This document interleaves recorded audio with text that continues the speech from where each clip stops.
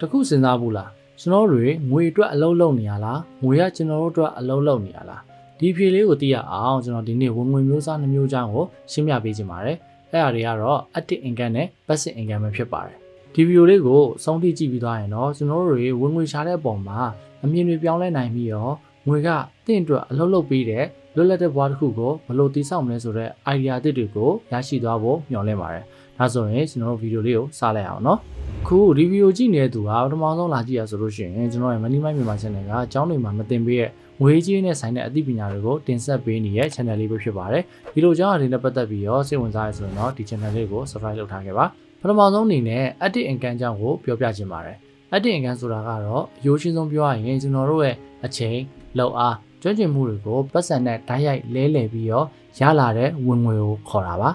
ါဥပမာရေတည်တဲ့သူတယောက်ဆိုကြပါစို့ကျွန်တော်တို့အိမ်မှာရေရဖို့အတွက်အနီးနားကမြေချောင်းကနေပဲဖြစ်ဖြစ်ရေရင်းကနေပဲဖြစ်ဖြစ်နေ့တိုင်းရေသွားခတ်ရပါတယ်နေ့တိုင်းရေပုံးလေးနဲ့ပင်မမသွားခတ်ရတယ်ဒါပေမဲ့ရေသွားမခတ်တဲ့နေ့တွေဆိုလို့ရှိရင်တော့အိမ်မှာသုံးဖို့ရေမရှိဘူးပေါ့အဲ့ဒါလိုပါပဲကျွန်တော်တို့လူများစုရဲ့ဝင်ငွေရလဲ active income မျိုးစားထဲမှာပါပါတယ်လခစားဝန်ထမ်းတွေရဲ့လစဉ်ရတဲ့လစာနေစားလုပ်သမားတွေရဲ့နေ့စဉ်ဝင်ငွေနေ့တိုင်းဈေးလက်ရောင်းရတဲ့ဈေးသည်တွေရဲ့ဝင်ငွေ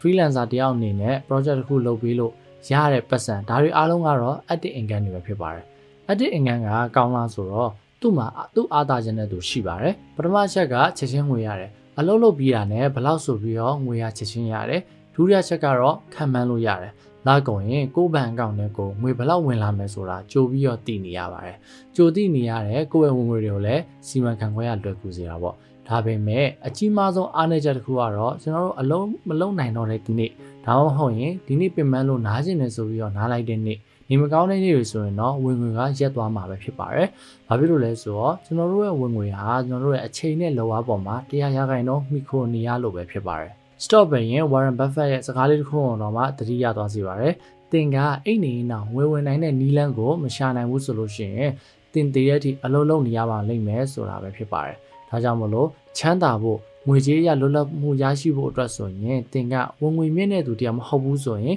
active income တစ်ခုတည်းနဲ့ဆိုရင်တော့အရန်ခက်ခဲပါလိမ့်မယ်။ဒါဆိုရင်အခုပြောပြမယ် passive income ကိုသိအောင်လုပ်ရပါလိမ့်မယ်။ passive income ဆိုတာဘာလဲ။ passive income ဆိုတာကတော့အစပိုင်းမှာအချိန်ငွေဒါမှမဟုတ်လောက်အားကိုယင်းနှိမ့်မြုပ်နှံပြီးတော့တိစောက်ထားပြီးရင်ကိုယ်တိုင်တောက်လျှောက်အလုပ်လုပ်စရာမလိုဘဲနဲ့အချိန်နည်းနည်းပဲပေးပြီးတော့ထိမ့်သိမ်းထားရုံနဲ့ဆက်လက်ဝင်ငွေရနေတာမျိုးကိုဆိုလိုတာပါ။ခုနကရေသေးတဲ့ဥမာကိုပြန်ပြောရရင်ရေပုံးတစ်ပုံးချင်းဆွဲပြီးတော့ရေဖြည့်နေတာမဟုတ်ဘဲနဲ့ရေပိုက်လိုင်းတစ်ခုကိုလှုပ်ပြီးတော့အိမ်အောင်ရေဆွဲလိုက်တာနဲ့တူပါတယ်ရေပိုက်လိုင်းကြီးစောက်တုံးကတော့အရန်ပင်ပန်းမယ်အချိန်ပေးရမယ်ကုန်ကျစရိတ်လည်းရှိပြီးတော့အားစိတ်ထုတ်ရတာမျိုးတွေရှိပါလိမ့်မယ်ဒါပေမဲ့ဒီပိုက်လိုင်းကြီးပြီးသွားရင်တော့ကိုအိတ်နေတဲ့အချိန်မှာတော့ရေတွေကသူ့ဘာသာသူစီးဝင်လာတော့မှာပဲဖြစ်ပါတယ်ပတ်စင်ကန်းနေနဲ့ဥပမာတွေကတော့အင်ချမ်းပြီးအငှားချခြင်းကိုပိုင်ဆိုင်တဲ့တိုက်ခန်းအိမ်ဆိုင်ခန်းတွေကိုငှားလာပြီးတော့လစဉ်အိမ်ငှားကရနေရမျိုးတွေပေါ့ဒါစာအုပ်တွေရေးတာစာအုပ်တို့ကိုအချိန်ပေးပြီးတော့ရေးထားလိုက်အောင်နဲ့အဲ့ဒီစာအုပ်ရောင်းရတိ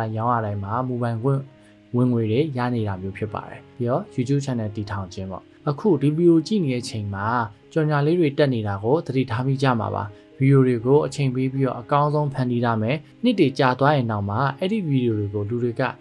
စက်ကြည့်နေတဲ့ကြော်ညာဝင်ငွေတွေကဝင်နေအောင်မှာပဲဖြစ်ပါတယ်ဒီနေရာမှာအရေးကြီးဆုံးအထင်မှားနေတဲ့အချက်တစ်ခုကတော့passive income ဆိုတာအလုံးမလုံးပဲနဲ့ပတ်စံရနေတာမျိုးတော့မဟုတ်ပါဘူးအနည်းဆုံးတော့ value တစ်ခုရှိတဲ့အရာတစ်ခုကိုဖန်တီးပြီးရင်တော့မှသူ့ကိုရေရှည်ဆက်လက်ထိန်းသိမ်းနိုင်မှုဆိုတာမဖြစ်မနေလိုအပ်ပါတယ်အလွယ်တကူချမ်းသာနေလို့ထင်နေရဆိုရင်တော့လုံးဝကိုမှားနေတဲ့ယူဆချက်တစ်ခုပဲဖြစ်ပါတယ်အဓိကကွာခြားချက်ကတော့အလုပ်လုပ်တဲ့ပုံစံပါပဲ active income မှာအလုပ်ကိုအမြဲတမ်းအချိန်ပေးလုပ်နေရတာဖြစ်ပြီးတော့မလုပ်တော့ရင်ဝင်ငွေကရက်သွားမှာဖြစ်တယ်လို့ passive income မှာတော့အလုပ်ကိုရှေ့ပိုင်းမှာအများကြီးလုပ်ထားပြီးတော့နောက်ပိုင်းမှာငွေဝင်နေအောင်ထိန်းသိမ်းရတော့လုပ်ရအောင်မှာပဲဖြစ်ပါတယ်။ဒါဆိုရင် active income ကိုပဲဆက်လုပ်ရမလား passive income ကိုပဲလုပ်ရမလားဆိုပြီးတော့မေးစရာရှိပါတယ်။အဖြေကတော့နှစ်မျိုးလုံးလိုအပ်ပါတယ်။ active income ကကျွန်တော်တို့ရဲ့နေ့စဉ်စားဝတ်နေရေးအခြေခံလိုအပ်ချက်တွေအတွက်အစပိုင်းမှာတော့မဖြစ်မနေလုပ်နေအောင်မှာပဲဖြစ်ပါတယ်။ passive income ကိုရဖို့အတွက်စတင်ဖို့ဆိုရင်တော့ကြီးကြီးမားမားတွေမလိုအပ်ပါဘူး။ဒီနေ့ကစပြီးတော့လုပ်လို့ရတဲ့ရိုးရှင်းတဲ့အဆင့်၃ဆင့်ကိုပြောပြပေးမှာဖြစ်ပါတယ်။အဆင့်တစ်ကတော့အသိပညာနဲ့ကျွမ်းကျင်မှုကိုရှာဖွေပါခုခေတ်မှာ passive income ကိုရဖို့နည်းလမ်းတွေကအများကြီးရှိနေပါပြီကိုယ်နဲ့ကိုက်ညီပြီးတော့အမှန်တကယ်အဆင်ပြေတဲ့အရာတစ်ခုကိုရွေးချယ်ပြီးတော့ဒီဇိုင်းမှန်မှန်လုပ်သွားဖို့လိုအပ်ပါတယ်ဆက်စချင်းမှာရှာမတွေ့နိုင်ဘူးသေးဘူးဆိုရင်တော့ အနည်းဆုံးတော့2ခု3ခုလောက်ကိုရွေးချယ်ပြီးတော့အချိန်တစ်ခုပေးပြီးတော့လေ့လာသင့်ပါတယ်လေ့လာပြီးတော့မှကိုယ်တကယ်စိတ်ဝင်စားတဲ့ဟာတစ်ခုကိုရွေးချယ်ပြီးတော့လုံးဝကျွမ်းကျင်နေအောင်ကြိုးစားရပါမယ်အစနစ်က active income ကရတဲ့ဝင်ငွေတွေကိုစုဆောင်းပါ passive income စတင်ဖို့အတွက်အနည်းနဲ့အများတော့ယင်းနှိမ့်မြုပ်နှံစရာငွေကြေးလိုအပ်လာပါလိမ့်မယ်ဒါကြောင့်မို့လို့ active income တွေကနေလစဉ်သတ်မှတ်ထားတဲ့ပမာဏတစ်ခုကိုပုံမှန်စုဆောင်းဖို့အရန်အရေးကြီးပါတယ် passive income ကနေဝင်ငွေပြန်မရသေးခင်အထိအချိန်တစ်ခုတော့ပေးရမှာဖြစ်လို့စုဆောင်းထားတဲ့ငွေတွေတင့်အတွက်အရေးပါတဲ့အင်အားတစ်ခုဖြစ်လာပါလိမ့်မယ်အနည်းဆုံးတော့လာတိုင်းရနေတဲ့ဝင်ငွေတွေက10%ဒါမှမဟုတ်ရင်20%လောက်ထိကိုစုထားတာမျိုးအလေးချင်းရှိသင့်ပါတယ်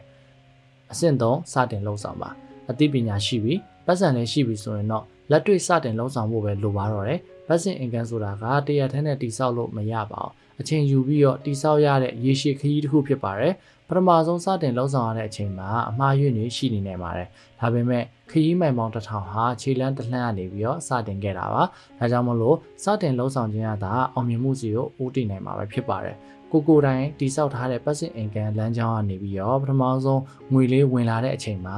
ရရှိမဲ့ခံစားချက်ဟာတကယ့်ကိုအဖိုးမဖြတ်နိုင်တဲ့ခံစားချက်တစ်ခုဖြစ်နေမှာပဲဖြစ်ပါတယ်ဒီနေ့ဗီဒီယိုကိုအနှစ်ချုပ်ရမယ်ဆိုရင် active income ဆိုတာကတော့ကျွန်တော်တို့ရဲ့အချိန်လောက်အားနဲ့ကျွမ်းကျင်မှုတွေကိုပတ်စံနဲ့ဓာတ်ရိုက်လဲလှယ်ပြီးတော့ရလာတဲ့ဝင်ငွေဖြစ်ပါတယ် passive income ဆိုတာကအချိန်ငွေဒါမှမဟုတ်ရင်လောက်အားကိုအစပိုင်းမှာရင်းနှီးမြှုပ်နှံပြီးတော့ရေရှည်မှာဝင်ငွေရတဲ့လမ်းကြောင်းတစ်ခုကိုတည်ဆောက်တာပဲဖြစ်ပါတယ်ဒီလမ်းကြောင်းကိုတည်ဆောက်ဖို့အတွက် active income ကနေရရှိတဲ့ဝင်ငွေတွေကိုစနစ်တကျစီမံခန့်ခွဲပြီးတော့ passive income ရနိုင်မဲ့နည်းလမ်းတွေမှာတဖြည်းချင်းရင်းနှီးမြှုပ်နှံဖို့လိုအပ်ပါတယ်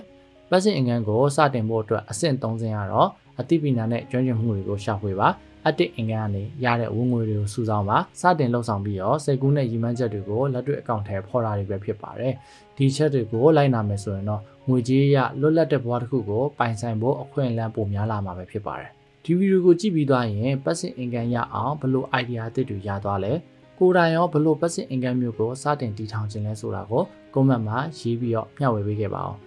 နောက်ဘက်တွေမှာလည်းအခုလိုမျိုးငွေကြေးနဲ့ဆိုင်တဲ့ဗီဒီယိုတွေဘဝအတွက်အကျိုးရှိစေမယ့်ဗီဒီယိုတွေကိုကျွန်တော်ရဲ့ Money Mind မြန်မာ channel ကနေပြီးတော့တင်ဆက်ပေးသွားမှာဖြစ်လို့စောင့်မျှော်ကြည့်ရှုအားပေးကြပါအောင်ခင်ဗျာ